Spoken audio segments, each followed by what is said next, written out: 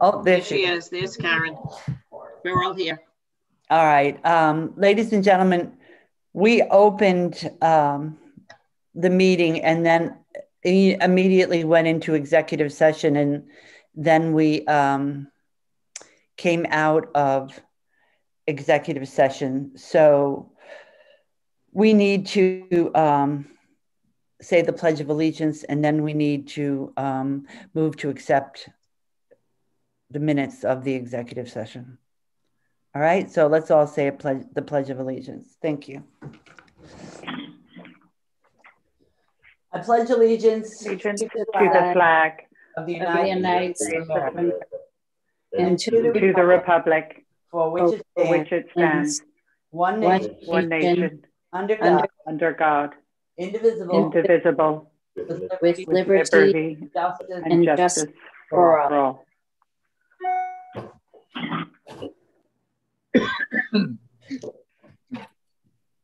I need a motion to seal the minutes of the executive session. So moved. Second. All in favor? Aye. Aye. All right, thank you very much. The first thing that we're going to talk about tonight is kind of a special thing. We have a really nice accolade, and I'm going to turn it over to Dr. Bryce for him to do the honors, please. Thank you very much, Madam Chair. It gives me tremendous pride to introduce Dr. Deborah DiBiase, affectionately known as Dr. D, who has become the Rhode Island Secondary Principal of the Year. Please give her a rousing round of applause. So I do have some prepared remarks, and then I'm just going to give one example. So congratulations to Dr. DiBiase, the 2021 Rhode Island Secondary Principal of the Year. She received this news on April the 15th, 2021, and is truly deserving of this recognition and the opportunity to be nominated for National Principal of the Year. Thank you, Dr. D, for your passion, energy, and for inspiring us all each day for everything that you do for our students and our staff. And the one thing that I would say before we turn it over to Dr. D is that Dr. D would accept this, and she would say it's not about her, it's about the students that she works with every single day. It's about her tremendous staff. And that's another reason that it makes her such a phenomenal leader. So without any more of my comments, Dr. D. So I wasn't supposed to talk, but thank you. Thank you for the kind words. I would have said exactly what you just said, that I don't consider this my award. I consider this the award of the entire school, the students, the staff, our amazing community, and the entire district. We wouldn't be where we are. I wouldn't be where I am if it wasn't for the amazing community that we have. And, it is a real honor, and it's humbling as well. And this, I love coming to work every day. I love doing what I do. And so it makes it a joy, and everybody in the community makes it a joy. So thank you so much. Thank you. Congratulations again. Thank you. Thank you. Thank you very much, really. I'm sorry we couldn't have a ceremony or anything, but there's this little bug out there that just slows everything down. All right. Do I have anybody here for public comment? Tonight is a business meeting, so the only thing I'm going to entertain from the public comes during public comment. So if anybody has a comment they'd like to make, I'd appreciate it if you would raise your hand. Yes, Mrs. Stone. Amy, you're muted. You're muted. I'm getting there. Okay. So I'm Amy Stone. My son is a student at Kickapoo Middle School, and I'm a parent in the district. And I know you are voting on the school calendar this month, tonight. And I want to let you know that I know there was a comment made at another meeting that everybody in the state is on the same calendar. I did some research, and I found out that everybody in the state is not on the same calendar. Some school districts are starting August 30th. Some do not have any PD days during out the school year. They're either before the school year or after the school year. Some do not have February vacation.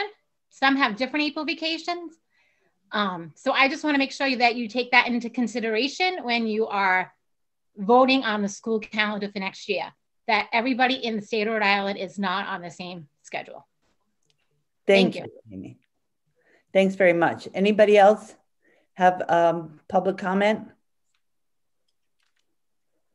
All right, seeing none, we'll move to the consent agenda. I believe, Mrs. Ellsworth, that there's something that you wanted pulled from the consent agenda? Yes, I'd like to pull the accept monthly. No. You got her rendition. I got her hair. Yeah. Amy, I think that's Amy's. No, hers is muted. Okay. Okay. So I'd like to pull accept monthly financials provided by the Budget Facility Subcommittee from the consent agenda. All right. Do you want it tabled or do you want it just pulled? I would like it tabled until we can clean up the financials. And I know Dr. Bryce, we have directed Dr. Bryce during our meeting to have Diane Brennan help us as well. So I think it would be beneficial to have it moved until we can get that straightened out. Okay, fine. Is there any objection from anybody else? Then we will remove that from the consent agenda. Also, there was a small error in the minutes and it was corrected. So if anybody else has any issues with that, speak up. Otherwise, I'm going to look for a motion to accept the consent agenda. All right, I need a motion, please. Motion to accept. Second. All in favor? Aye. Thank you. Thank you. All right. We're going to move on now to the discussion and action items of the night. The first one is the services contract for the remainder of the school year 2021 for grant-funded students assistant counselor at Kickamuit Middle School. Some of you asked me what that meant, and so I sent an email to Dr. Bryce, and I believe that he communicated with all of you. So I'm going to turn this over to Dr. Bryce, and then anybody who has any questions will go from there. Dr. Bryce? Thank you, Madam Chair. So we were contacted by RISAS, that is the Rhode Island Student Assistance Services group or organization.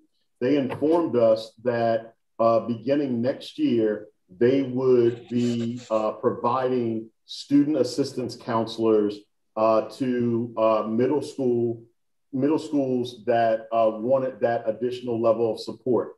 Their focus is on providing an additional mental health support in our schools for students that are experiencing anything from minor to major socio-emotional health and substance abuse related concerns.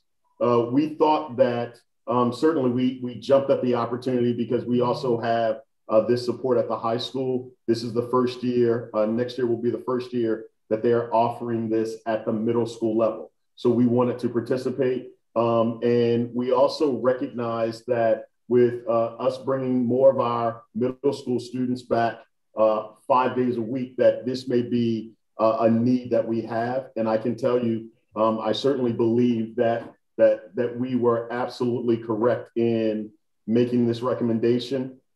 Thus far, it does seem that we have some students that are exhibiting a level of anxiety and some increased, that need some increased support and attention. Certainly our staff is providing that, but mental and emotional health is really important. So with that, I make the recommendation to the school committee that you approve this recommendation. The contract for the remainder of this year is $13,000. That is paid for through funds that are currently sitting in one of our cash accounts, funding that we received originally in FY14 and have not utilized. And so it is very important for us in these times where we want to make sure that every dollar counts, that we are looking for all of these funds and we are utilizing them as appropriately as possible. And so that's why I make the recommendation. Thank you, Dr. Bryce. I need a motion to accept so that we can have a discussion. I need a motion and a second, please. I'll make that motion to accept. Thank you. Second. Thanks, Sarah. Dr. Bryce, you talked about in one of the emails you sent us today, you talked about next year as well. But if it's $13,000 for 2 months, how much is it for next year? So next year is free.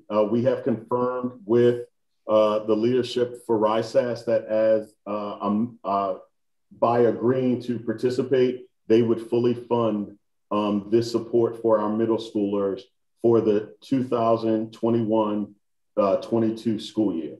So next year is completely free. We wanted to start early because we knew that we were bringing back kids and we wanted to provide this additional support.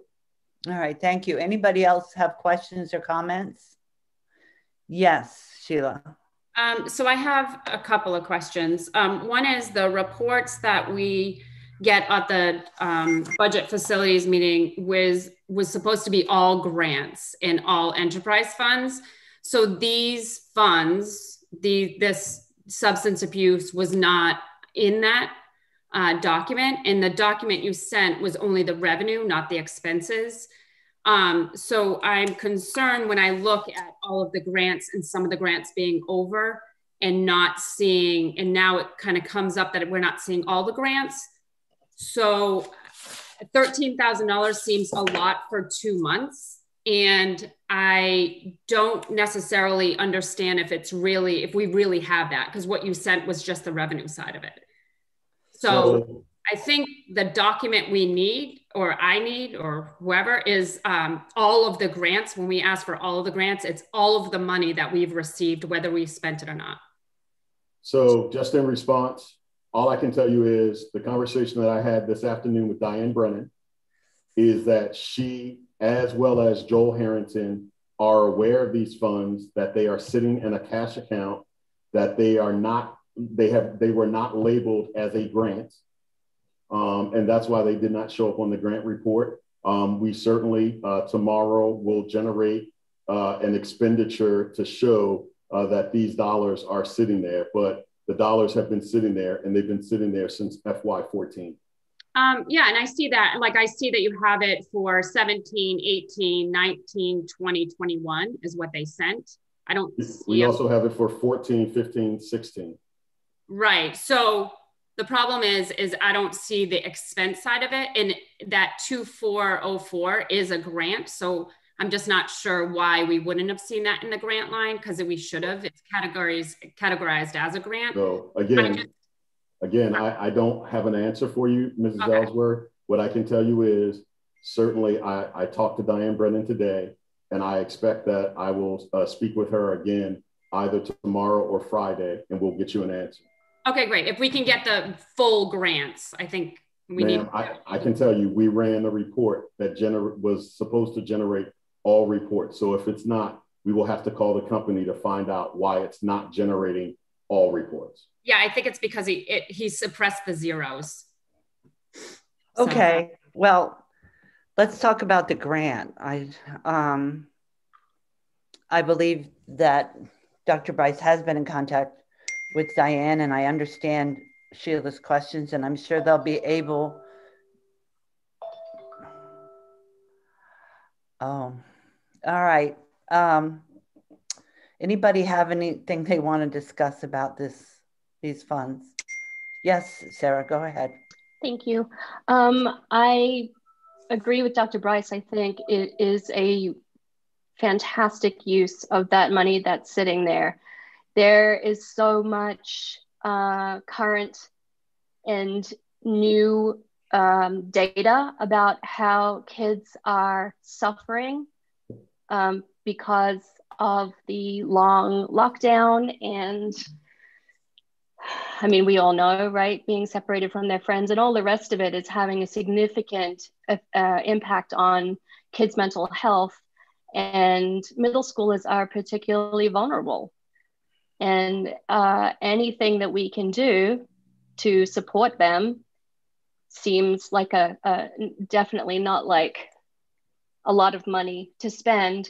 Can I ask you a question, Dr. Bryce? Yes, so the agreement is if we enter into this for the remainder of this school year, that then RISAS will fund the position for the whole of next year? No, it's actually, we wanted the extra service because school leadership, district leadership wanted to make sure that we had extra supports in place.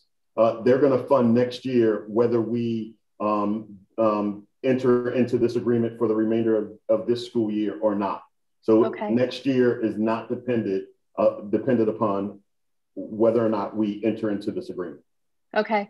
And the student assistance counselor has been really effective at the high school. Am I correct? Exceedingly effective. Okay, thank you. You're welcome. Anybody else have any questions? Yes.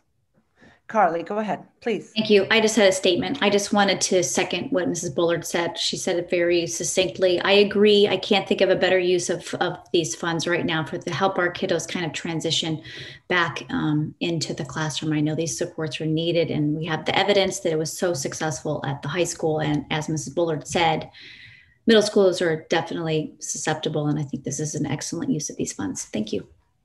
You're welcome. Yes, Nikki. I love the idea of this program. I have no concerns about it, but of course, my concern was, which I imagine a lot of people, is that if it's free next year, why not wait until next year instead of spending this money now? But I had sort of by coincidence the opportunity to have a conversation with someone from RISAS, and she mentioned a couple of things that made me realize that amount of money, even bringing this in for a couple of months, is worth it. One of the things she mentioned was that this program, every fall in schools, they have Newcomers groups for kids. So that is the opportunity for kids to meet other kids who are new to the school, new to the grade, or, you know, struggling in terms of feeling like newcomers. And I know just from talking to my own kids that there are students who have joined the district in the last year who are for the first time now back in the classroom. So to me, some of those things that happen, like that newcomers group that normally happens in the fall, it is very pertinent to have something like that happen now. And I would say even more so. She mentioned other things that weren't listed on the documentation we received, like they do small support groups for students whose parents have substance abuse issues.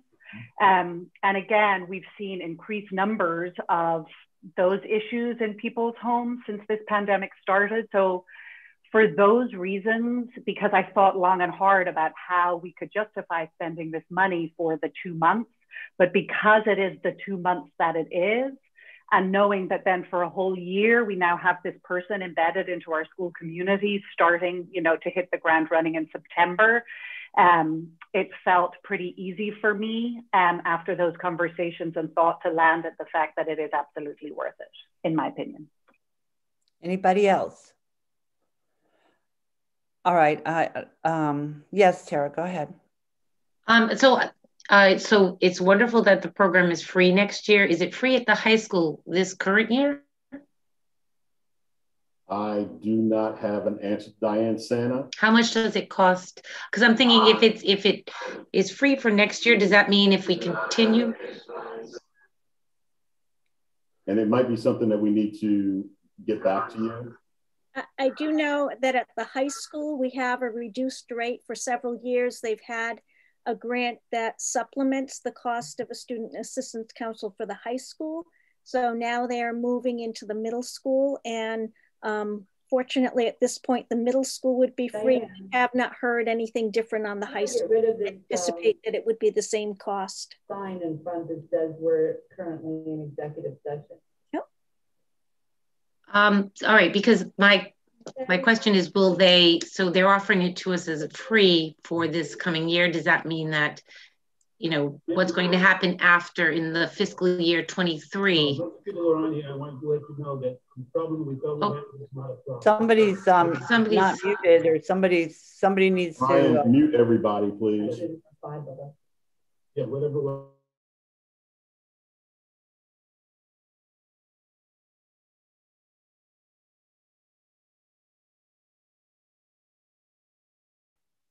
So I guess my question is just, if we do this for the 2 months and then we do this for next year, what happens? I would like to know the cost associated with it, just because, is it something that we are going to consider going forward?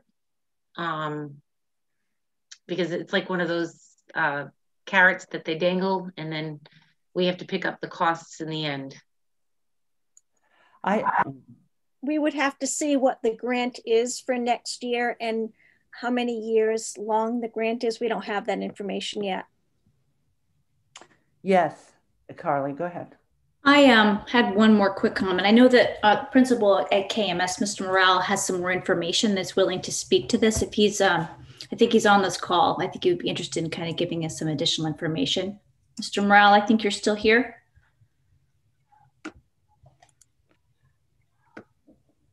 You're muted, Mr. Morale. There he is. Am I unmuted? Yes, you are. Thank you, Mrs. Reich. So in my previous district, we had one at our middle school when I was the principal there for 8 years, and we had one at our high school. And I can just say that this service is invaluable. And it's more than what we're dealing with now in COVID times, so to speak. It deals with students that are, especially at the middle school, who are tempted to try substance abuse or are finding self-medication as the escape for everything that they're going through.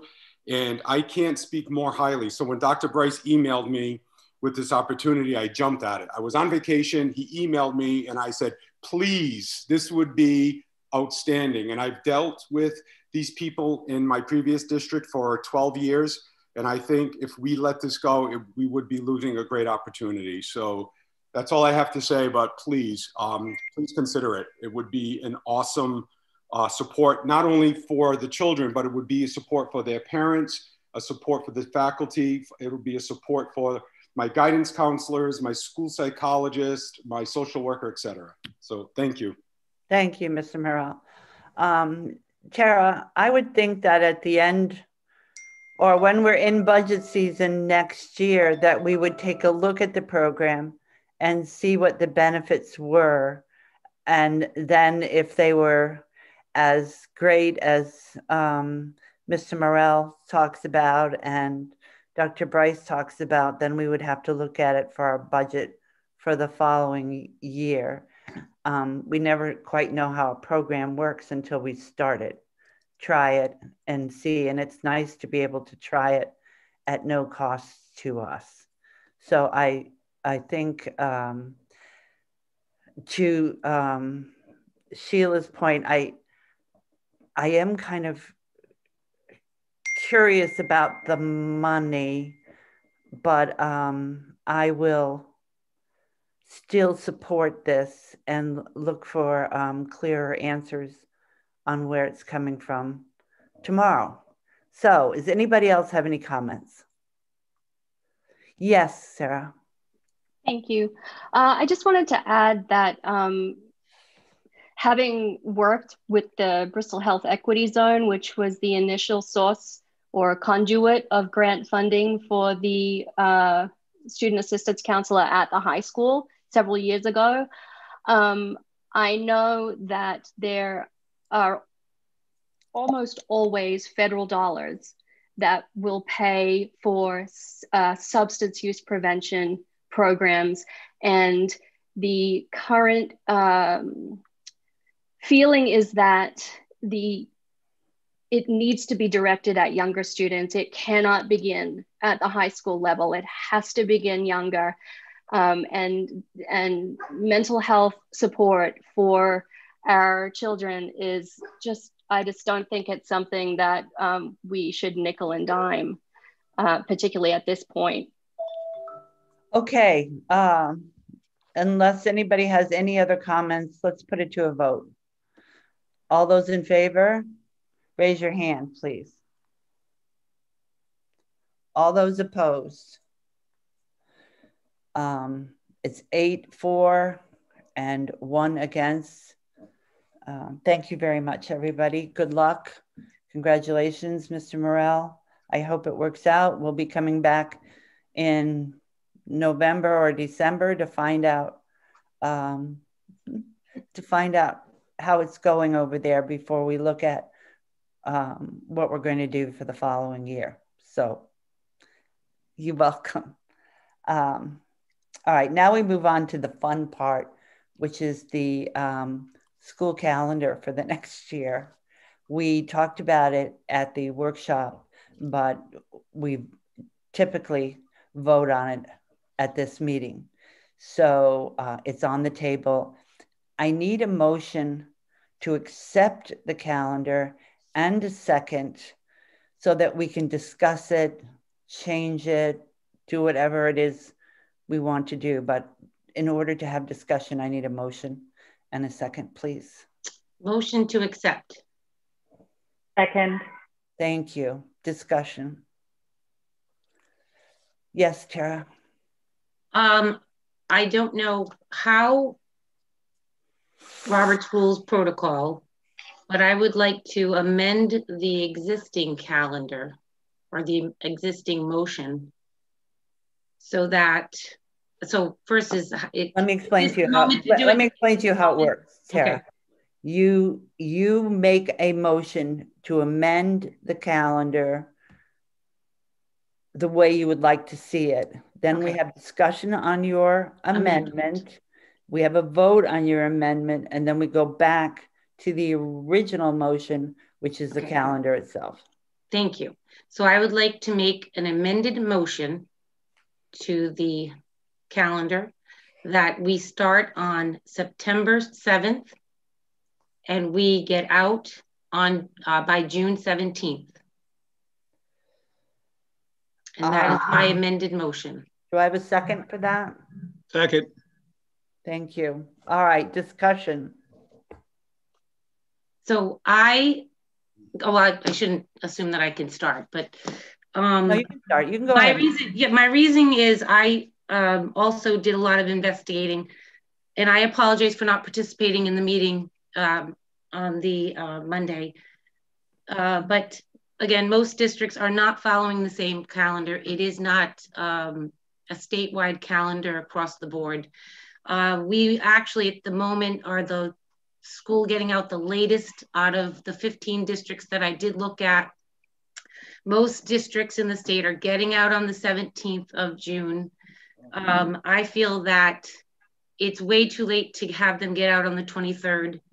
The PD days that we do have could be switched with the 2 PD days, the beginning of the school year, and we could make them distance learning days. So then, you know, the 2 PD days that are on the 27th of October and the February 2nd could be actually distance learning days as well as PD days.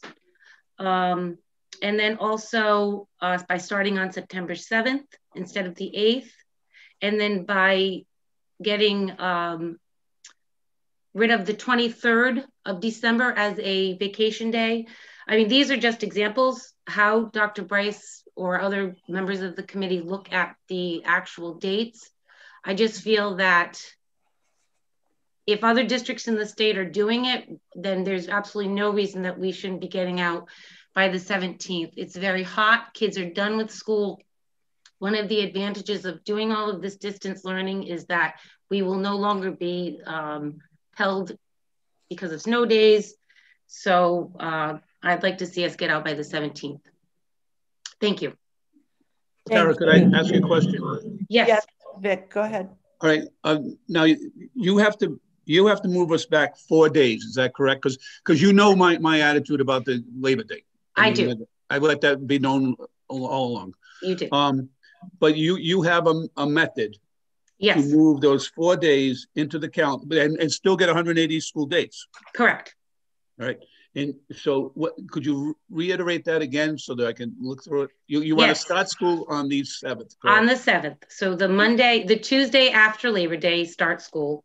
Yes. Then it doesn't affect any days. So that then goes to the 2 professional days. Currently, we have 2 professional learning days that are not, that are no school days for the student. But we have 2 professional days before the start of school, which are the 1st and the 2nd of September. Right. So if we switch those 2 days and we put those 2 days before the school start, and we make the 2 days on the 27th and the February 2nd, distance learning and PD days, then those are 2 more days. So that would be 3. And then the day before Christmas break, on the 23rd, I've seen it both ways. I've seen it where we go to school on the 23rd, where we don't go to school on the 23rd. I'm indifferent to it. But that is another option for a day to go to school. And so then we finish on a Friday, correct?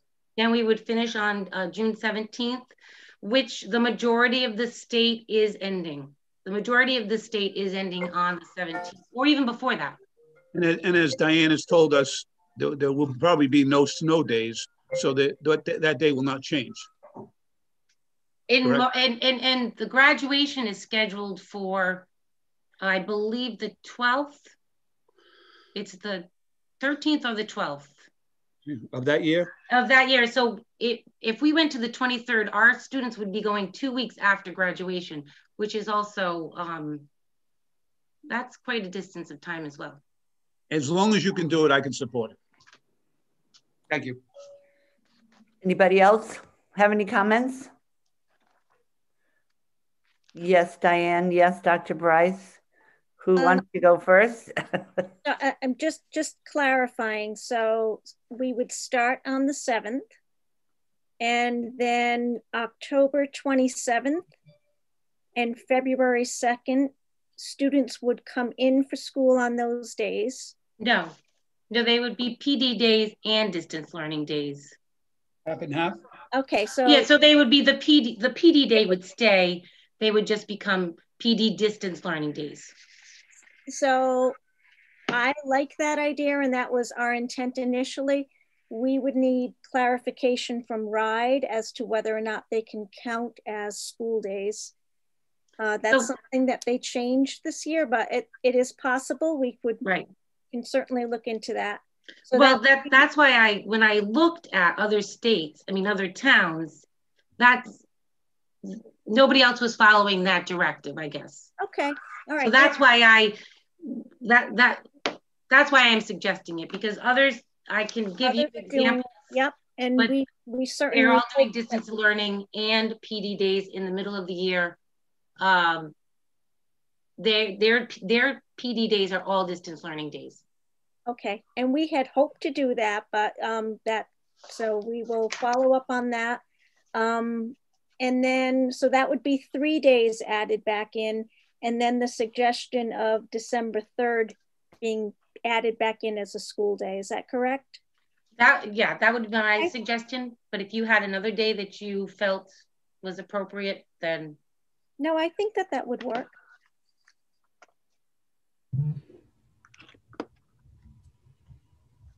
Okay. I have a quick comment just about that December 23rd day. Carly, I see you, Erin. Yeah, go ahead. Just because for anyone who doesn't live near their family, that would mean that the first day of Christmas break is Christmas Eve. So you're going to have a lot of absences, because that doesn't make a ton of sense for people who travel to be with family for Christmas. That would be my only concern about that day, the 23rd. Mm-hmm.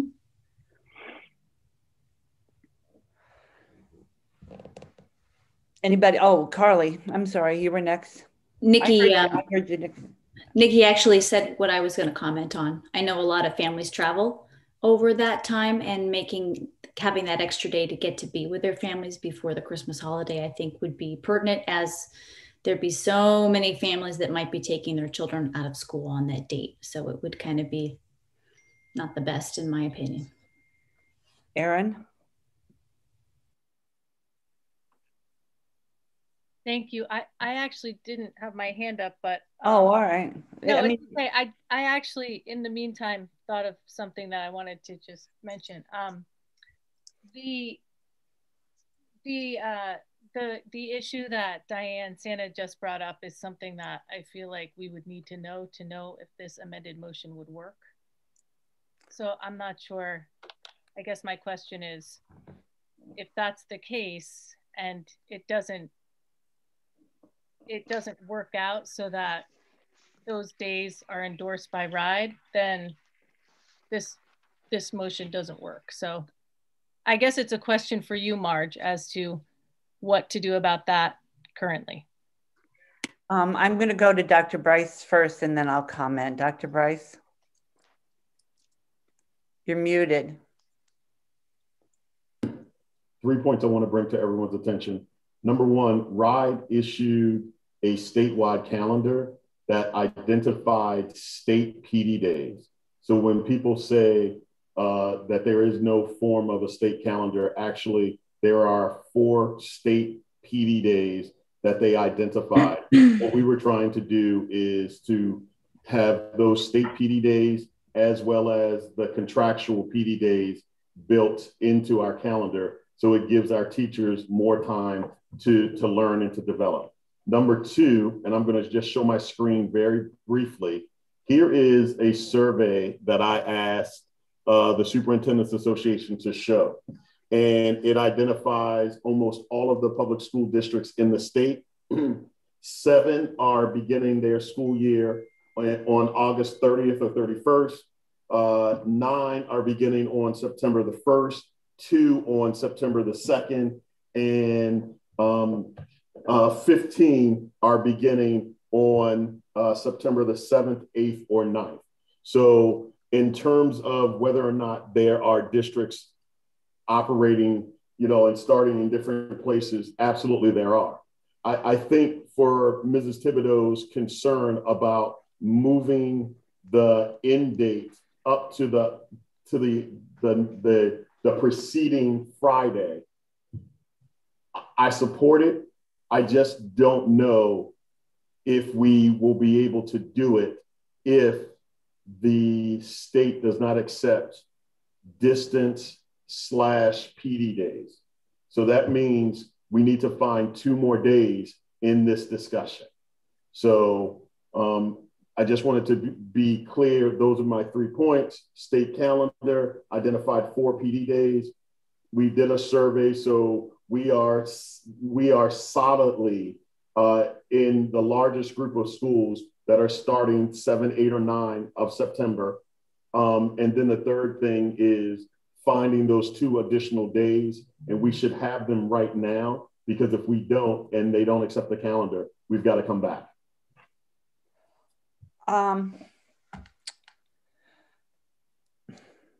I hear you. So I heard you, Erin. Yes. So Tara. Can we then, 1, find out from the state if that's acceptable, and 2, if it is not, can we move those 2 PD days to prior to the beginning of school? So those PD days would take place before school started, on February 2nd and October 27th.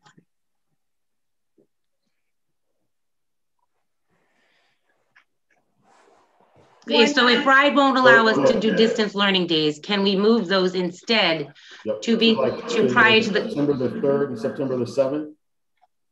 No, to February the 2nd. February 2nd and October 27th. One barrier to that might be a professional development that have over 40 teachers involved with, and they require that they go to the professional development, and then they have things that they need to bring back and do in their classroom before they go to the next session. So we would not be able to do that on 2 days back to back. My biggest issue here, folks, is that the 23rd of June, to have to go to school to the 23rd of June when we do not have air conditioning in our schools, I don't know how productive, well, I do know how productive children are after the 17th, and they aren't. And neither are teachers, even though they say they are. It's wrapping up the end of the year. It's hot. People are going on vacation. It's getting close to the 4th of July. I just agree with Tara that we should start a day earlier, but I also agree with her that we should end on the 17th. And I think, listening to the commissioner the other day, that we might be able to massage this calendar to get there. And I think it's worth a try. So for that reason, I'm just going on record as saying that I'll support Tara's amendment, as long as everyone understands that if the commissioner comes down with a hammer, then we'll have to come back and change the end of the school year. So, anybody else have a comment to make before we vote on the amendment? Can we confirm, yes. I'm sorry, can we confirm the dates, Madam Chair? School would start on September 7th and end on the Friday, June 17th. Yeah, I'm actually trying to confirm. So for right now, what's the fourth cut? So is the fourth cut December 23rd? Yes. I think, Kara, that they're correct that we might, that getting out on Christmas Eve is a little late in the game for families. Well, but it depends. I can't believe that we can't massage this calendar enough.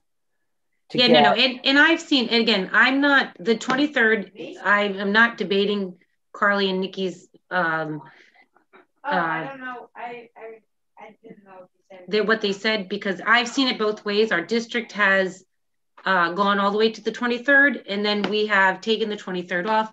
Over the last 20 years, we've done it both ways.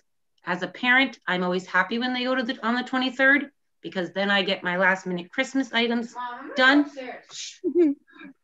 So, but an early release day. So another thing that a lot of districts are doing these days are early release days. So many districts across the state have brought back early release days, as long as we feed the kids lunch. Absolutely. So that is also that also gives us some flexibility. Can I tell you what my recommendation would be to the Madam Chair? Yes, go ahead, please. I think if we are willing to move to early release, I would make the 27th and I would make one of those 2 days. I would let Diane pick, because it's going to be dependent upon PD. I would turn one of those days into an early release day. So I would start on the 7th, one of those days early release. So that gives us 2 days. The 23rd, right? I think you take it. I think we could turn the 23rd into an early release as well. That gives you 3 days. And then we're still looking for that last day. I mean, the other thing to do would be to make the 2nd of February early release, and then you're done. You start a day earlier. You've got 27 and the 2nd as early release. So now you've got 3 days, and the 23rd of December, you've got 4 days. That allows us to have our last day of school on the 17th. You've also got the 24th, November 24th. That could be a half day as well. We've done that in the past. It could be a half day. Carly? I'm taking a look at the calendar as well. And since I seem to be the keeper of Hebrew holidays, September 7th is Rosh Hashanah.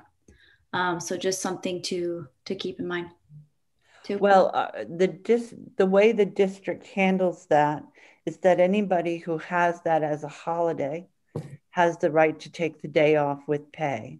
Right. So that's how we handle the different religious days that people have a right to put in for. So it just would be tough for a first day of school, you know. I appreciate that. And usually Rosh Hashanah is around my birthday, and I was surprised to see it so early this year. But I think we can work around that. The basic thing that we're looking at now is the amendment that Tara made that says that we start on the 7th and end on the 17th. How we get to that point will leave in the able hands of Dr. Bryce and Dr. Santa.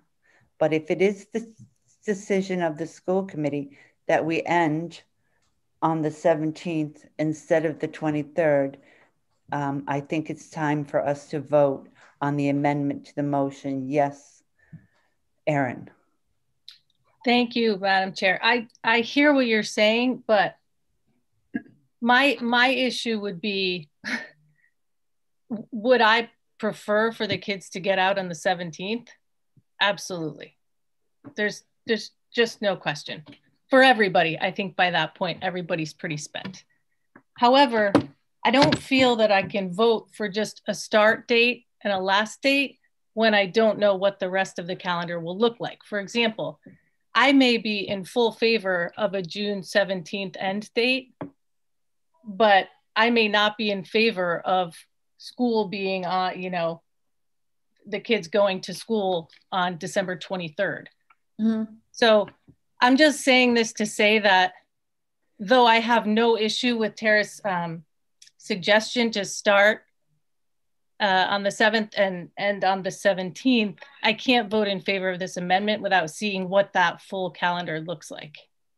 I don't know if I can't remember if there's a date we have to have this calendar done by, but I mean, at this point, I guess I would vote against both and hope it comes back, because I don't know how else to handle it without seeing the full document. Well, I need to ask Mary Ann, do we have to vote on it at this meeting? We table it and let the superintendent and the assistant superintendent work on the calendar, knowing what you have, that you want it to start on the 7th and end on the 17th. That way they can check with Rhode to see if they can do distance learning days and figure out what they're going to do. I think we just wait. We tried, we can't. What's going to happen to us if we don't approve it? Nothing. Nothing that I see. So if there isn't any objection, I'd ask that the amendments be removed. Yes, Marianne, am I doing this? You're going to ask for the whole matter be tabled. The whole matter be tabled until the May workshop, and I would direct the superintendent and the assistant superintendent to see if they can't massage the calendar so that we can start and stop on those days. And we will vote on that at our next meeting. How's that for everybody? Is that okay? Yes, Aaron? I disagree. Okay, go. Tara's motion basically is to start on the 7th and end on the 17th. Right. We hire these administrators to make major decisions for us. And I think they can find a way to get around it, to do it. And if the state says no, then we go back and do it again. But I think we should at least vote on starting on the 7th, ending on the 17th, and then let them find a way to do it. That's why they have those positions. And then if we don't like what they come across to us with, then we vote it down and go in another direction. That's my opinion. I want to vote on it. Okay, so here's what we do then. There's an amendment on the table to the motion. So we have a vote on the amendment. If the amendment doesn't pass, then the amendment is dropped and we can either vote on the original calendar or we can drop that and table it until the next meeting. That's So fine. I'm going to ask for a vote on a calendar that starts on September 7th and ends on June 17th. And I'm going to ask you to raise your hand, please. All in favor? 2, 3, 4, 5. That's all against. All right, that vote is 5-4 in favor of the amendment. To the motion, now we have to vote on the motion as a whole, as amended. All in favor? All opposed? The ayes have it, 5-4. School will start on September 7th and end on June 17th. And Dr. Bryce, at the next workshop, I would appreciate it if everyone here has a copy of the school calendar for next year, please. Thank you.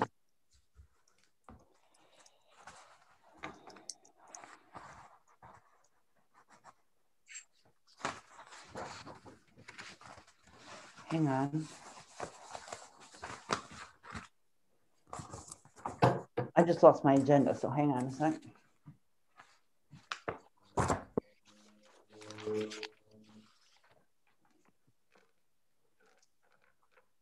I'm sorry, but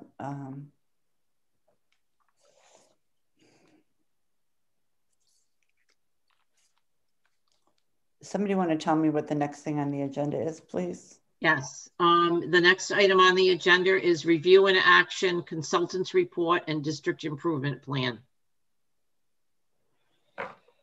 Dr. Bright. Item C. Madam Chair, I just want to present for discussion the consultants report. It's already gone to the Budget and Facilities Subcommittee. The chair of the Budget and Facilities Subcommittee put together a template to monitor progress towards completing those items that the consultant identified that have been long-standing issues. I present that to you for your discussion. All right. Do we need a motion for that? Yes, we do. We need a motion to accept the report from the from Diane Brennan and Mary King. I need a motion for that. Please. Motion to approve the Bristol Warren Regional School District Department High Level Operational Review and the project action items that align with the operational review that was prepared for us by Mary King. Second. Second. Discussion. I'm sorry, folks. I found it. Papers everywhere here.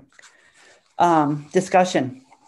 I guess I can give a brief discussion on what it entails. So for anybody that doesn't know, Mary King was our consultant that we hired, and she did a full operational review on many of our departments. And she gave status of what her recommendation is to make improvements. And in this report, we decided with her help that we would do a project action item list to make sure that we don't lose sight of the recommendations and the process improvement plans to move the district forward. So that was discussed at the Budget Facilities Subcommittee meeting, and it's a pretty lengthy report. And the Budget Subcommittee was in agreement to move it forward to the full school committee. Anybody else have any comment? Hearing, yes, Tara, go ahead. So I have a comment. Being new to the school committee and this kind of being our first real challenge, I know that it was under much heated debate, and I looked at it this way after receiving the report. I looked at it as a parent who is, ready to get their child's report card, and you're going to look at it, and you know what it's going to say inside, but you're still hoping that it's not going to say what it's going to say. But then you open it and you see that there's deficiencies, or you see that there's areas of improvement needed. And so we're really lucky that we have this report, because now it is a blueprint for us to really make the changes that are needed. These things have been identified, just like when you look at your child's report card and you identify why the child has done poorly, or, if they have the correct tools. We've found out that we do not have the correct tools in some areas. So it is really the school committee's responsibility now to make sure that these recommendations, that these issues are adjusted, fixed, that we are putting our district in the place where we know that in the next report, we're going to have success. So I really take this as almost like a needs assessment or a blueprint for us going forward, so that, we know our responsibilities as a school committee, and we know that we need to fix these are pretty large issues. So I'm happy that we have this document. I'm happy that the district has gone through this process, and I'm very hopeful that we use it to what it's actually meant to be used for. Thank you. Yes, Erin. Thank you, Madam Chair. So on the agenda, it says review and action consultant. We have to accept it. So in accepting this, does that mean that all of the recommendations in here are then put in place? No, it just means that, sorry, if you look at the project action item list, it will say Mary King's recommendation, and it will have like the superintendent and assistant superintendent will have to respond. So just to say that they looked at what her recommendation is, it doesn't fit the district. It's just a guideline for them to say, okay, we got to look at this area. It is deficient. Her recommendation is X, Y, and Z. What really will fit this district? So it's not an end all be all. I think that's what you're asking. Like, are we taking only her recommendations? No, I'm not. I mean, thank you for your explanation. That was great. But my question is really super basic. Like, what does voting to accept this mean? Just accepting that we received the report and we created an action item list to do something about the deficiencies that was found. Okay, thank you. I would say that we voted to hire this individual to help get us back on track. She prepared a report for us, and we need to accept it because that's what happens. And we asked for that report. But there are things that we will do and things we won't do. But the first thing that we have to do is get a CFO, and then we'll move from there. So I'm just asking you to accept the report. I'm not asking you to agree with it or not agree with it. It is the report that we paid her to do. So it's just as simple as that. Thank you. That's fine. I have no objections to the report whatsoever or any of the recommendations in it. I just wanted to clarify what accepting the report actually meant for us and the public. That's fine. I mean, sure. I hope everybody understands now. Dr. Bryce, did you have something you wanted to say? So, yes, ma'am. What I would say is certainly Mary King, as well as Diane Brennan, have been invaluable in helping the district to identify those areas that just need additional staffing, need to have the processes and procedures in place.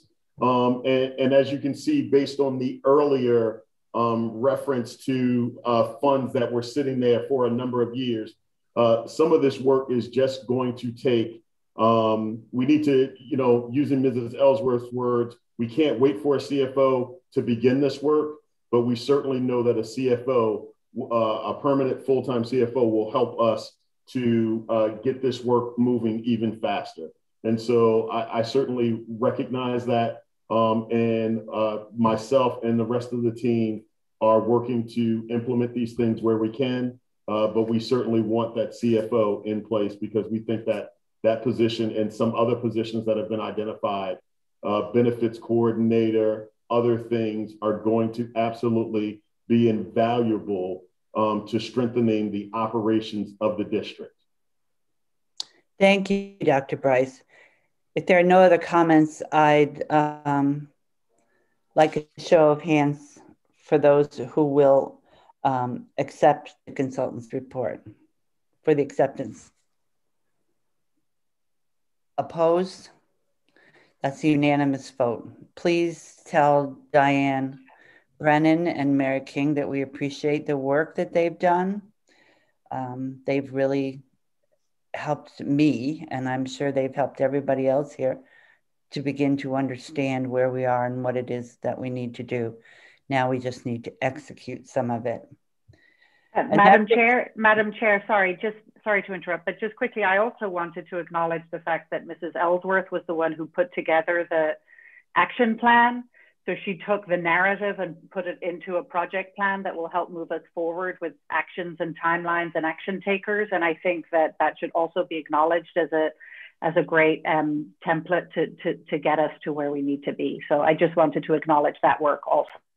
Thank you, Nikki. She's absolutely correct. Thank you, Sheila, for the work that you've put in and for the long hours and for the reports that you've generated that even I can understand. I appreciate that. No problem. I really do, honest.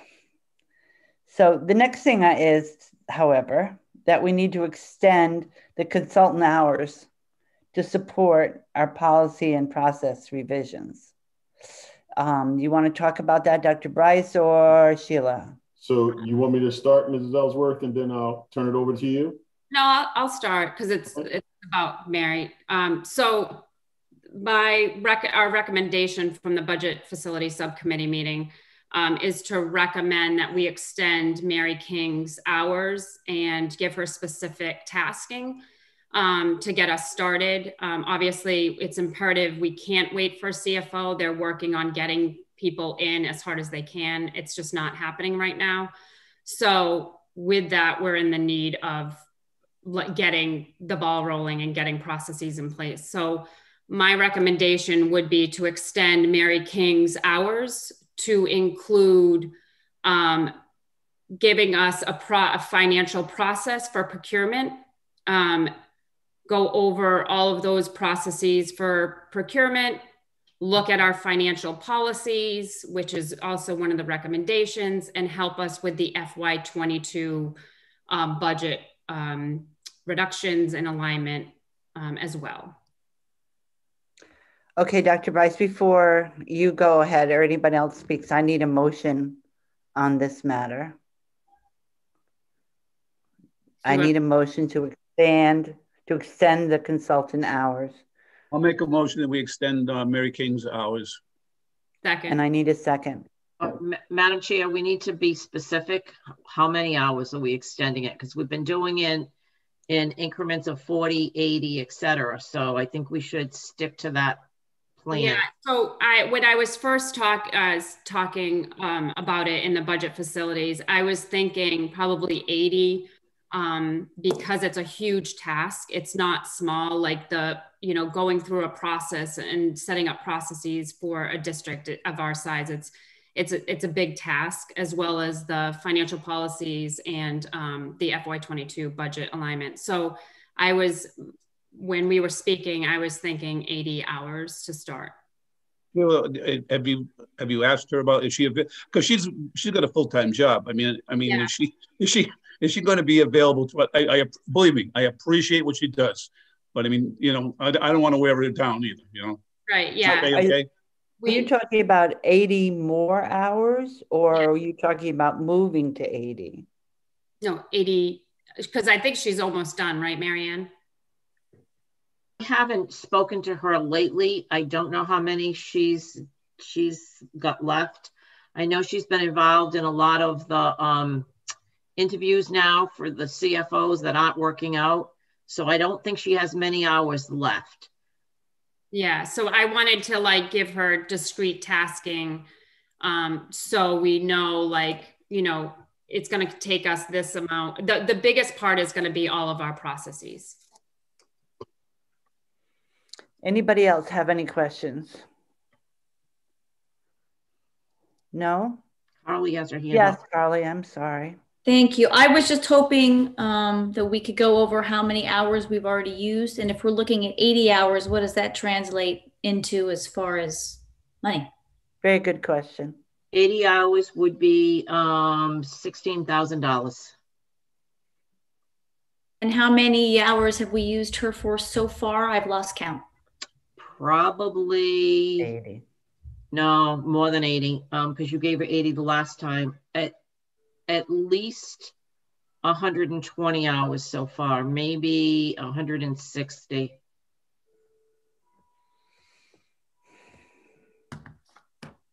I have one other quick question. Go ahead. Do we feel that so far that these hours are in line with what we've asked her to do? Does this time frame, do these number of hours feel appropriate for how much work she's already performed? She seems to be relatively efficient, but I just want to make sure that she still is able to sort of be delivering to us what we're asking of her to do. Yes, I spoke to her and worked with her on the specific tasking and the number of hours. Obviously, she doesn't want to, you know, exceed any hours. So she's extremely careful. She will, you know, get back to us when we have specific questions, and it's easier to do specific tasking. Thank you.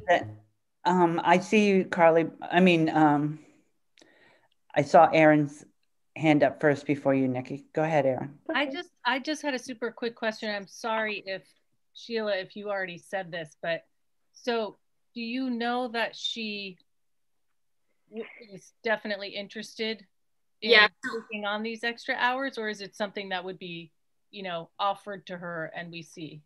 So I've been talking to her with the ongoing CFO search that we haven't been successful in, and voicing our concerns, trying to get, you know, how we've been trying to get systematic reporting, and the reporting's not all there. And then we're trying to figure out how do we solve it first. And so she, you know, we've been speaking, and she is on board with helping us go through a process to develop processes and procedures around our procurements. And I think that will help us control costs, get a handle on what we have, help us with encumbrances, because the POs will be generated. And there's a whole lot of things I don't like financially. If we don't do this, we're going to continue to kind of get into this whole rat race of the reports not being right. Like, Joel can only do what he has in front of him. So I think the processes are, and she agreed that are a must. And then our financial policies, and then, you know, obviously the FY22 budget. So I have talked to her. She is on board. So I think we can't wait. That's, you know, I would love to have a CFO come in and hit the ground running. I mean, but it's just not there yet, and we just can't wait. Yeah, I completely agree with you. I just wasn't clear on whether this was the discussion was already had that she is willing to stay on, because I know she hadn't expected to be here quite this long. I have changed her to the Bristol Warren Regional School District wall to help us. Nikki? I agree. I think that any money that we spend on Mary King is not an expense. I think it's an investment, and one that we are very wise to make. I had a quick question. Do we still have Diane Brennan involved also? Absolutely. Absolutely. And I would just share that my conversation with Diane Brennan this week was about having Diane Brennan help us until we get that CFO on board. And she has agreed to do that. anywhere between 10 and 15 hours per week. And she works closely with Joel on a day-to-day basis, just to make sure that together they are monitoring the daily work of the budget office, like encumbrances, making sure that things are being closely monitored. As a matter of fact, I'm going to give her the issue of why we didn't see these particular funds that we know have been there since 14, why we're not seeing them in the grant. And so she's already, when we talked this afternoon, they both were aware of it. And so now they're just going to do some investigation to figure out what in the system is not working so that we couldn't see that. Sheila? So Diane, I guess this is the easiest way. Diane Brennan is the day-to-day operations helping Joel, and Mary is like the big picture person, and Mary, Diane, and Joel all work together. I guess that's the easiest way to kind of explain how it all works. That's great. There's not like overlapping, you know, there's not one person's doing the same thing. It's all overlapping and like a kind of tiered group. Great, thank you.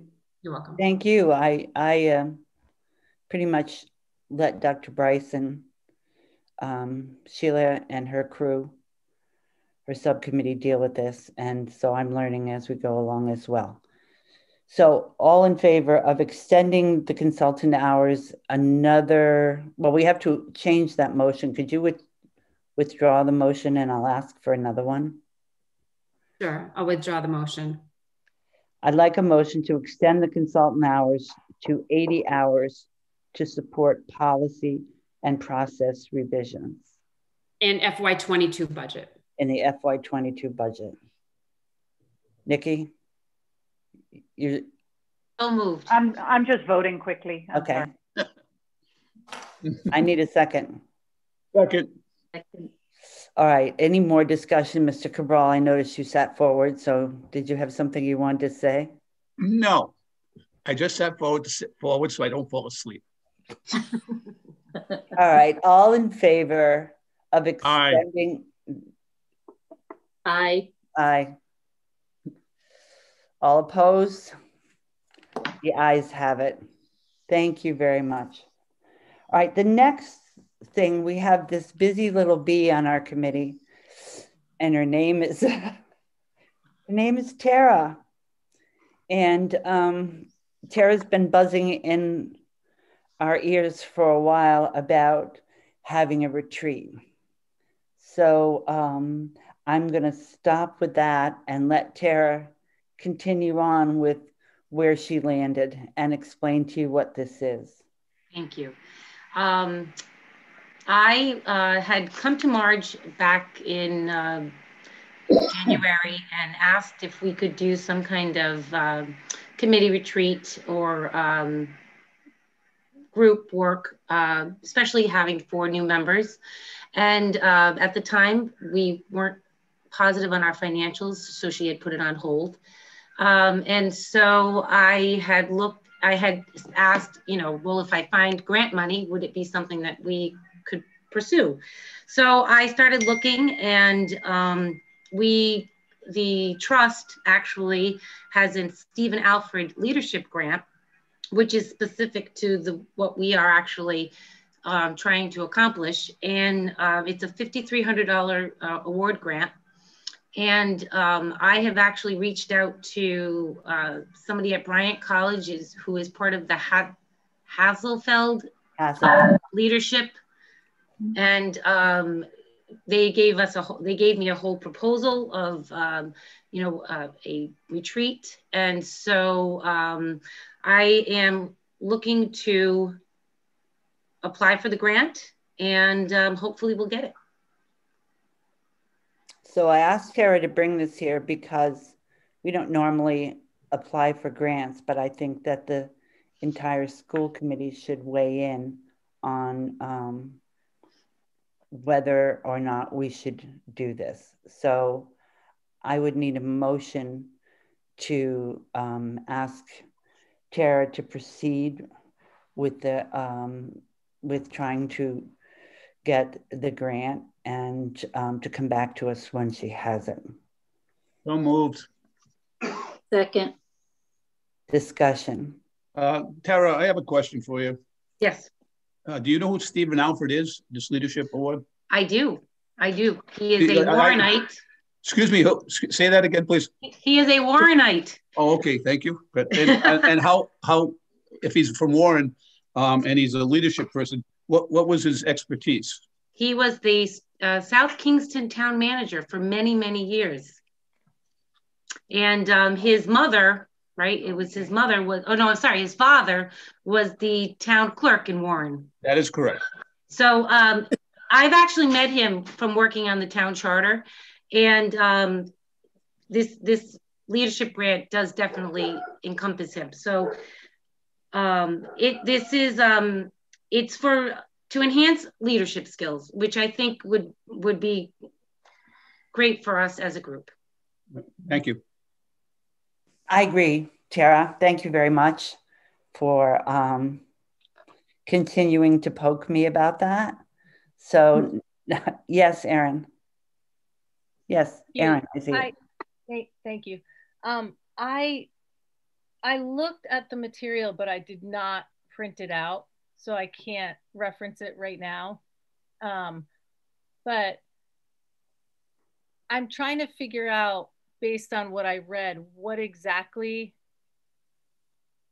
the leadership conference or whatever it is entails, because the leadership, it says I just have a question about it specifically. To be eligible for the award, you must be able to demonstrate how the grant funds would be used to enhance your leadership skills, benefit those around you, and contribute to your entity. Yeah, I actually read all that. Thank you, though. But my question about it specifically is, for some reason, I got the impression that it could be a scenario where one school committee member is sent and has the responsibility of bringing information back. And I needed clarification on that. I mean, it's fine if that's what it is. I'm just trying to get a take on what exactly it would look like. Because I did see that somewhere. Yeah, so it's professional development. I imagine it's however you want to use it as a group. So whether you would like to send somebody separately. I did speak to Colleen over at the Trust, and she said this is exactly what the use of it would be for. It's to encourage cleaner leadership. I could only agree to it if it included all of us on a retreat. We've been apart for forever, it seems like, for all of us to sit down and map out some of the things that we want and where we're going. I wouldn't want to accept it just to send one person there and have them report back. Yes, Erin. So I'm sorry if I missed this, but do we know how much the grant is for? And like, that might give us some insight on whether it's how many people would attend, or what. I don't really know. So this would be specifics. Yeah, so this would be, so the intent, it's $5,300, and this would be for our whole committee to sit down and to come up with goals, objectives as a committee. So this is for all 9 members, including the superintendent, and this would be funded through the leadership grant. And how many school committees can get this grant?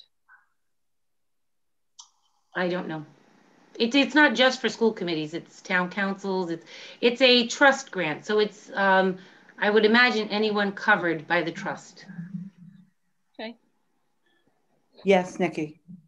I think I think, and correct me if I'm wrong, Mrs. Thibodeau, that basically if we win this grant money, we can then design our own custom PD day, and this money will allow us to hire a facilitator, a designer, whatever it is that we want to run our PD day. However, it's not an event that we're going to, correct? This allows us to, and I have a random question. How does a retreat with a school committee work, open OMA wise?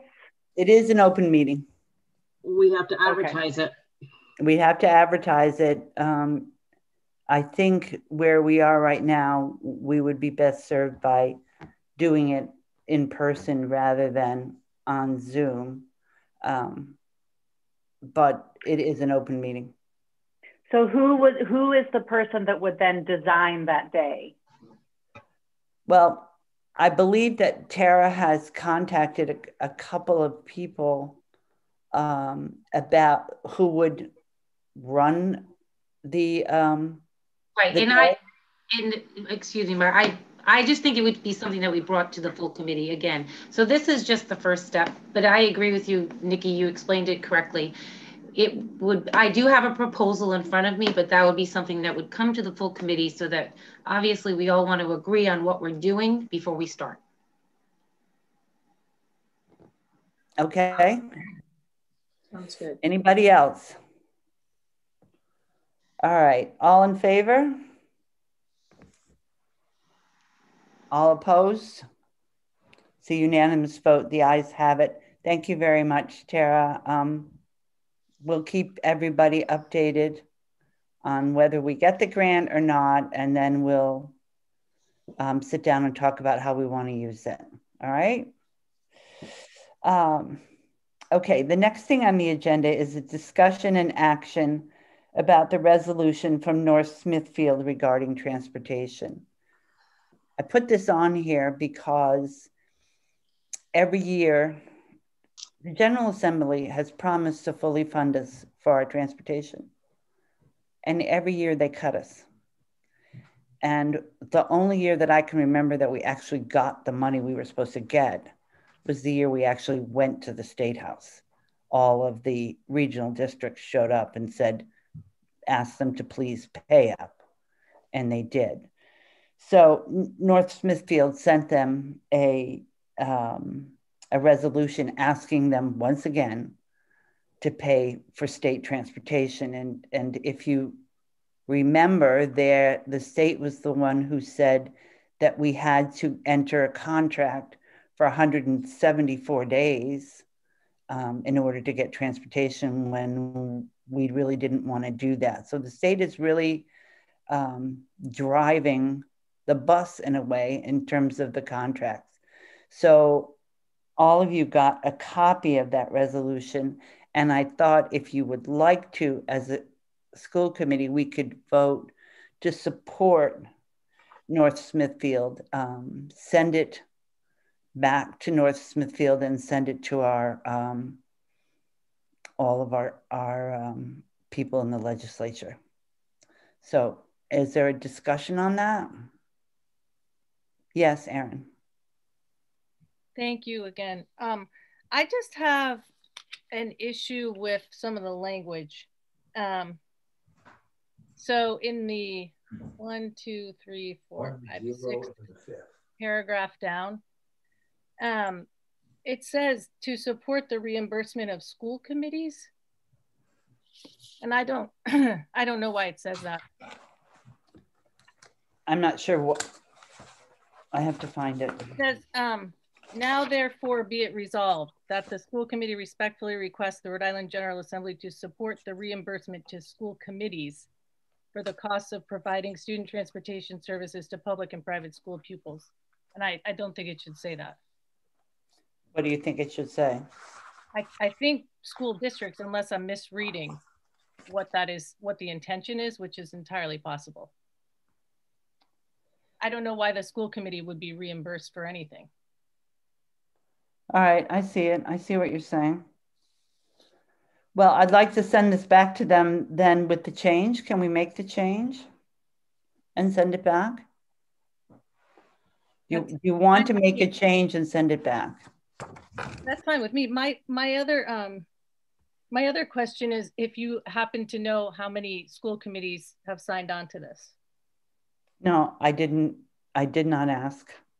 Just curious. It's just been the reason we don't have to do anything about it if the school committee doesn't want to.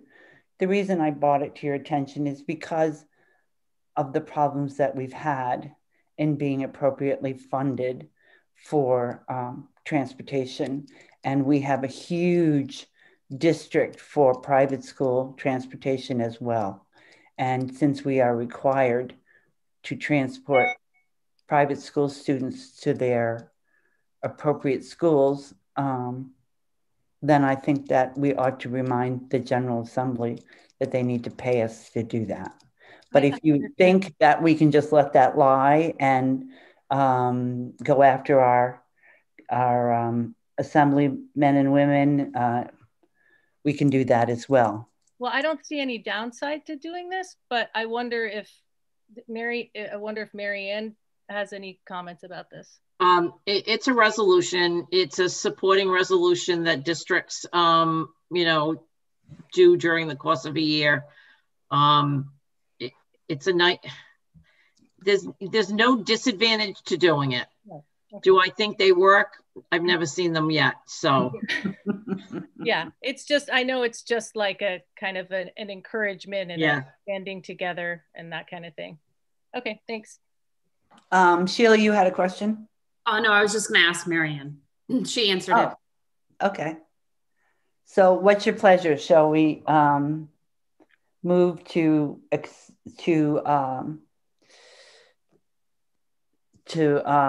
share the resolution from North Smithfield with North Smithfield and our people at the General Assembly, or should we not? And that includes correcting what they said for school committees to school districts. Marge, I make a motion that we show support for the North Smithfield School Committee resolution on transportation with Erin's suggested change. Second. All right. Yes, Erin. You look ready. All right. Dr. Bryce, did you want to weigh in on this at all? Very supportive of anything that will cause the state to increase their support to districts for the enormous cost of student transportation. Wholeheartedly support it. And I think all superintendents across the state do as well. Well, I think that we should, because they say we have to do it, but then they don't give us the money to do it. And that's very frustrating. So all in favor of supporting North Smithfield? Aye. All opposed?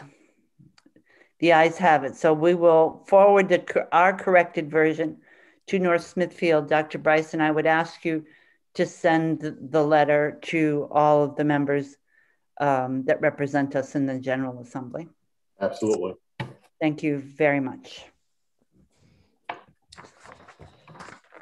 And maybe, just maybe, we'll get all the money this year. What do you think? All right. The next thing on the agenda is the Budget Facilities Subcommittee recommendation for the Oliver Building. Yes, Mrs. Do you want me to go over it? Yes, Sheila, go ahead. So this was a recommendation from the Budget Facilities Subcommittee to release the Oliver Building back to the town of Bristol. We spoke about it at our subcommittee meeting. We don't own the buildings, we lease them.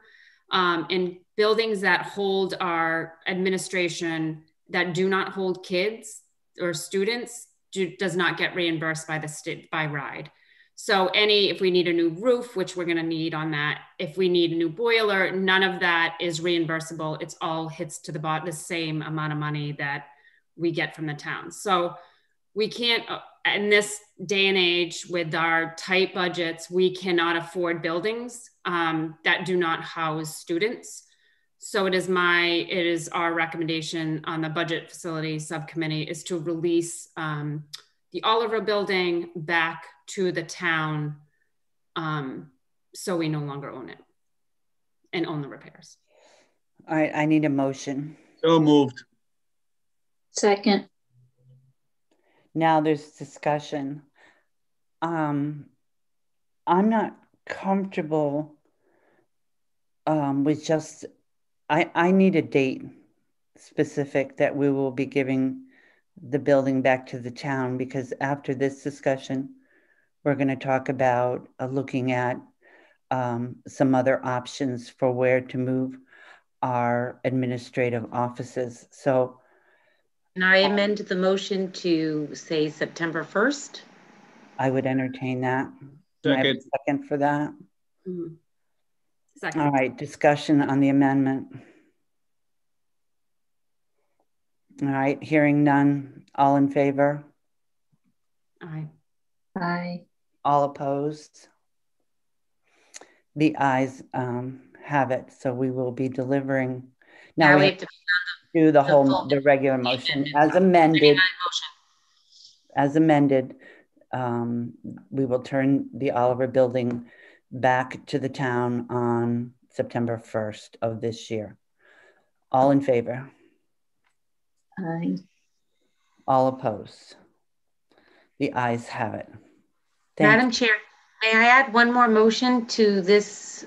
It's not necessarily Oliver, but to direct the superintendent to determine how much square footage space is actually required for administrative office space. I thought I would bring that up at the next next item on the agenda. You all got a copy of a letter from the town administrator in Bristol offering Reynolds school building for our administrative offices. What I'd like to see us do, since Dr. Bryce has also suggested that we could go to the high school and bring the administrative offices there, that we have a plan for both options. And in that plan would be square footage, would be cost of moving, would be cost of being there, it would all be put together. Then the plan would come back. Both plans would come back to the school committee, and the school committee would make a decision on which plan they wanted to move forward with. Right now, we have something from the town, and we would need to have our attorney talk to the town's attorney, and we have a recommendation from Dr. Bryce. There, in my estimation, I don't know which one works better, but I know that we need to do our due diligence and find out what the square footage is, can we fit, and how much it will cost us. So I'm asking tonight that we investigate the opportunity that the town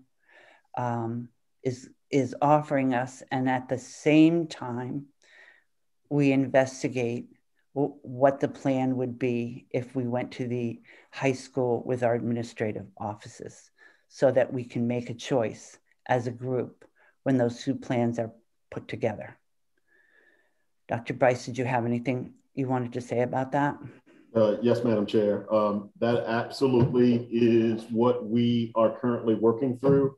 On the 21st of April, I asked our facilities director via email to start working on that process. We think that process is going to take us approximately 3 weeks.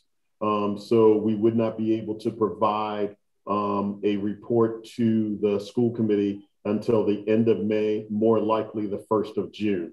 So if this is something that we want to schedule for a workshop in the 1st of June, we would certainly be able to hit that timeline. I personally think that's a reasonable timeline, because at the same time, the attorneys have to talk. You have to look at what's available at Reynolds, at what the square footage is, and all of the other attendant items that might come along with such an agreement. And I'm not willing to toss either one out yet. I want to see what we come back with. So hang on a sec, Nick. So that's why this is on the agenda, and that's why you received a copy of the letter. And I guess I'm informing you that that's what we would like, that's what Dr. Bryce and I would like to do. Nikki. Yeah, I just wanted to ask again for the community, because I think there's some confusion. If we are saying, and we said at the JFC, we're moving out of Oliver so that to get rid of the cost of a building, as Mrs. Ellsworth said, that has no students in it, why are we looking at another building that has a cost that has no students in it? Because part of the offer was that the town would maintain the building. And I need to see the attorneys from the town and our attorney have the discussion, because I don't know what that entails. And I think it would be foolish to not take it into consideration. We can reject it at the end, or we can accept it, the same as the high school. But I do believe that we owe it to ourselves to take the time. If we're going to take the time and look at the high school, we can take the time and look at Reynolds to see whether that will work or not. Tara. So I'd like to make a motion coming from the budget subcommittee meeting that we had to direct the Bristol Warren Regional School District Attorney to negotiate with the Bristol Town Solicitor potential mutual agreement for the use of Reynolds School. I need a second for that. Second. All right, so hopefully you heard what was in her motion. The word was potential. The word wasn't absolute. We are going to bring back both plans to this school committee. I'm not sure exactly when. Dr. Bryce and I will work that out. And then we'll have the discussion and we'll make the decision. So does anybody else have an yes, Erin? Can I just hear the motion one more time? To direct the school attorney to negotiate with the Bristol Town attorney solicitor a potential mutual agreement for the use of Reynolds School. Okay, thank you. Any other discussion? All right, seeing none, all in favor? All opposed? The ayes have it. Dr. Bryce indicated June. We'll keep you updated. We will have both plans mapped out. We'll provide those plans to you before the meeting, and then we will sit down and discuss it amongst ourselves and make a decision as to what it is we want to do. Dr. Bryce, did you have anything else you wanted to add to that? No, ma'am. All right, thank you very much. The last thing on our agenda is school committee policy GCAA, employee recruitment and retention, for a first reading. And this is a first reading because we've really kind of, the policy's really been changed. So it really has to come for our first reading. So I need a motion to accept this as a first reading, and I need a second, and then we'll discuss it. So moved. Thanks, Carly. Thanks. Okay, discussion. Go. I have some things to say too, and along the way. So I have a motion to amend.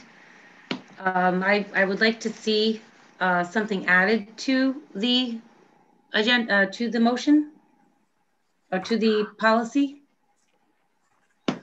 So I make a motion to, and it's kind of wordy. I've gotten it from it's for the administration. It's for B and C, so it's for school principals and for administration and other personnel not assigned to individual schools.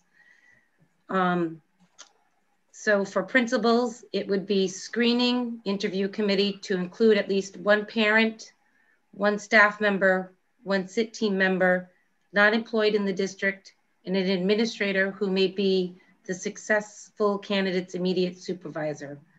We don't have anything in the policy for principals that determine what the committee looks like for the hiring process. And then the second, or I don't know if you want to do that one first, but the second. I need to address that before we go any further. Go ahead, Marianne. In the law that was changed, and we discussed this at policy subcommittee, in the law that was changed, it has to be, a principal has to recommend in consultation with the school improvement team. School improvement team is specifically identified again by the law. And as a matter of fact, Dr. Bryce, Dr. Santa, and I are working on a presentation where we go over with all the principals, the Educational Accountability Act, telling them what has to happen. The policy says you consult with your school improvement team. The directions for a school improvement team are in the law. So I don't think any other, anything else should be added to the policy as to who is part of the interview, because it's directed by school improvement, which is directed by statute. So this would be for school principals. It is. So East Providence has this in their policy. I don't know when I'm just telling you that we've got to be because we discussed this quite a bit at policy, that piece, Tara, and it's clear in the Educational Improvement Act, which I have no problem getting out to the committee, and the directions. It's very clear that you work with the school improvement team. I know what East Providence has in it, but I don't think it follows the statute and the law. Okay, so this second piece, and I know that other school districts have this, and I really would like to see this. And if it isn't possible, then I'd ask for it to be looked into further. And that is for the search and interview committee for central administration, that on the interview committee, that there should be an invitation to participate to a member of the school committee. And so that would be for non-building specific administration. Again, I'm not sure you can do that anymore, because we look into it. I have no.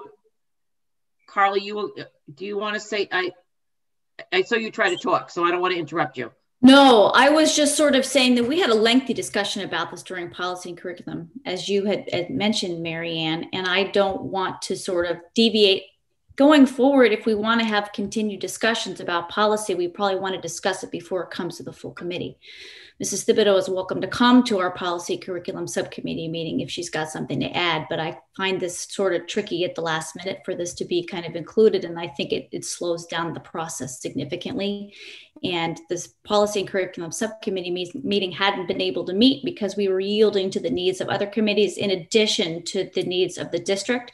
So we're feeling a little behind, and this was requested to work on this particular policy specifically. So we did so, and I don't really want to stop the wheels of this. I think it needs to be put through, and I don't necessarily think that these particular amendments serve the need of the policy. Let me interject here. Let me ask you this, Carly, Mary Ann. Is this policy as it's written correct yet, since it doesn't have the sit team language in it? Yeah, the policy for hiring, and again, this is a first reading. So yeah, for example, if Tara, we'll look into the things that Tara's asking for, we'll take into consideration what Carly just mentioned, we'll bring it back to policy, and we'll review it one more time before it comes back to the school committee. I think that clears up everything you're doing tonight, because you're not voting on it, it's a discussion. So I'm positive that a couple of the things that Tara has asked for so far are not in total compliance with the law. I'll bring the law to policy, I'll bring the law there. In all, to respect Tara, I do want to tell you that she asked about amendments to the policy, and I said she should bring them to the full school committee, because it's the full school committee that's going to vote. So I want to apologize, Carly, and to tell you that when Tara mentioned it to me, I said she could bring an amendment to this committee. But keeping in mind, this is a first reading. We're not adopting it tonight. We'll take into consideration Tara's comments and certainly bring it back to policy, and we'll make sure that it's airtight with the law on the Educational Accountability Act. So I think that clears it up for tonight so that we can bring it back to policy. Then I need to change the motion. So I need whoever made the motion to withdraw it, because I need the motion to read that we will accept this for a first reading, but send it back to the policy subcommittee for any clarification before a second reading. Is that correct, Marianne? Isn't that? I think that clears up any discussion tonight so that we bring it back to policy. But I have to say, we got to bring it back to policy and get it done and come back to a second reading, because there's a couple of policies, and Carly's right, we're behind on that we have to get done. Yes, I know. And Carly has scheduled a meeting for May 12th, right? May 12th at 6 p.m. Yes. But never mind. Well, I'm sure that Marianne will work on this with you and with Tara, and we'll get clarification so that at the next meeting we can have the second reading and move forward. You can't have, a policy has to have 2 readings before it becomes a policy. So we are actually not slowing you down by voting for the first reading. We would be slowing you down if we didn't vote for the first reading. So I need to make one more comment before you vote for the first reading. Go ahead. There was an amendment that Tara did talk to me about, not the ones, and I didn't give her any opinion at all, but Tara, do you want to publicly say what that last amendment is so we can bring it back to policy? You're muted. I'm sorry, I'm muted. About the qualified resident? Yes. So I had also wanted to look at, I know Victor, this has been a big thing for him, about qualified residents of Bristol and Warren would be provided an interview opportunity for vacant positions. Right, so that's something to the policy committee we'll look at. Carly, if you're okay with her looking at what she wants. If I recall, didn't we talk about that at policy subcommittee as well? Okay. Yes, we did. All right. I just want to mention the fact that the key word is qualified.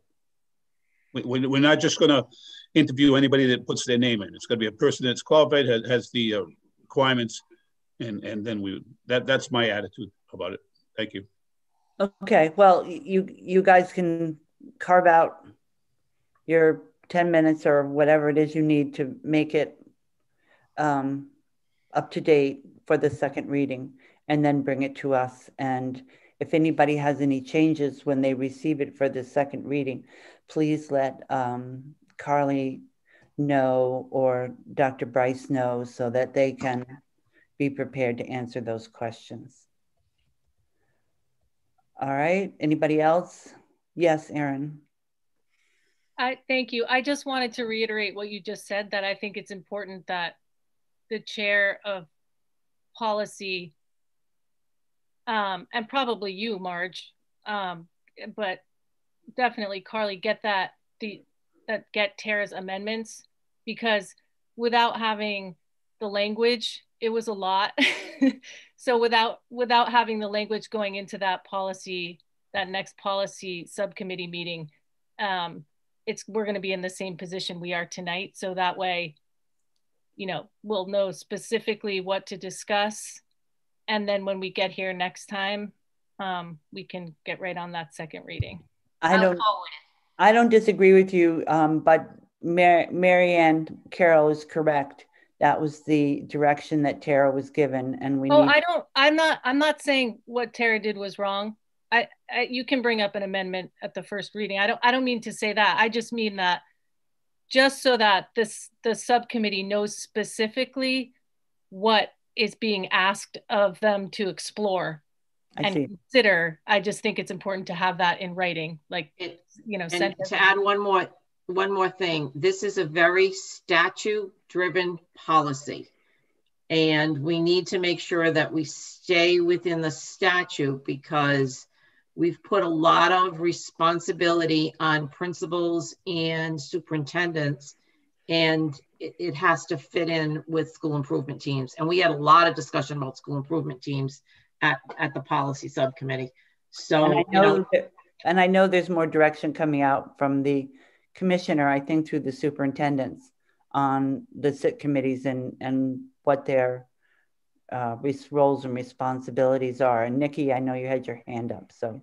Yeah, I was just again wondering about process, because the idea of putting something in about qualified residents of, you know, our community, that was discussed at policy, and for many reasons, mainly because any qualified candidate obviously is going to be interviewed. So that it was decided at the last policy meeting that that wasn't going to go in.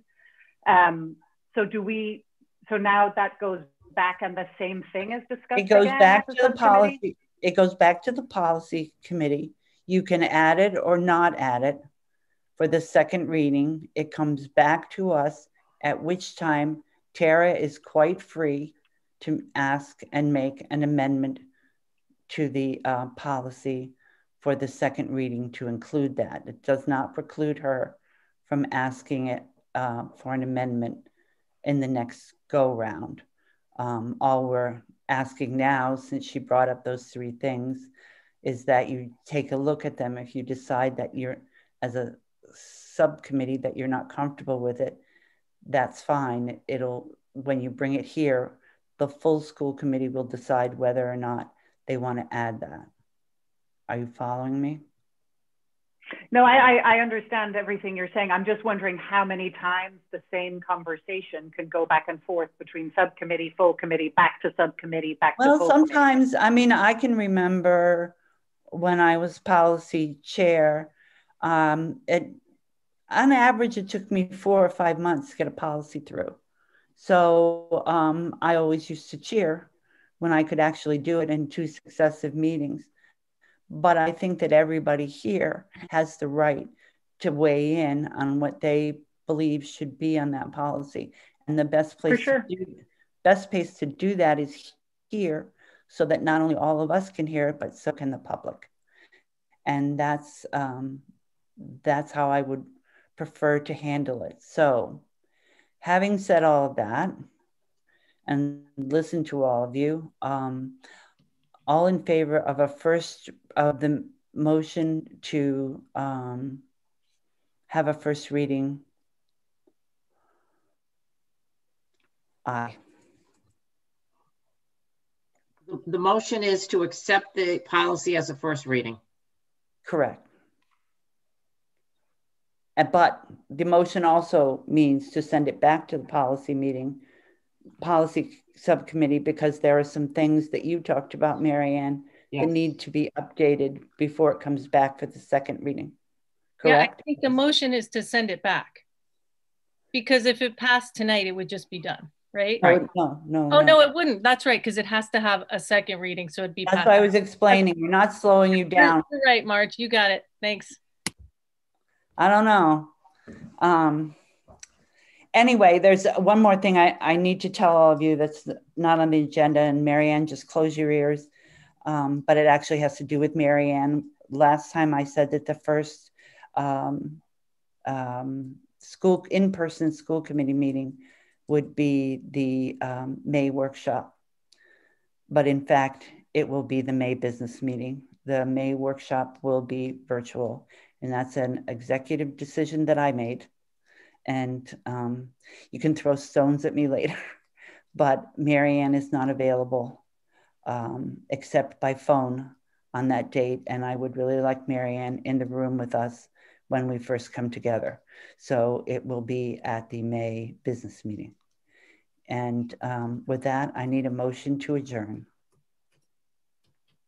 Motion to adjourn. I need a second. Second. Karen. Hey guys, thank you very much. Have a great night.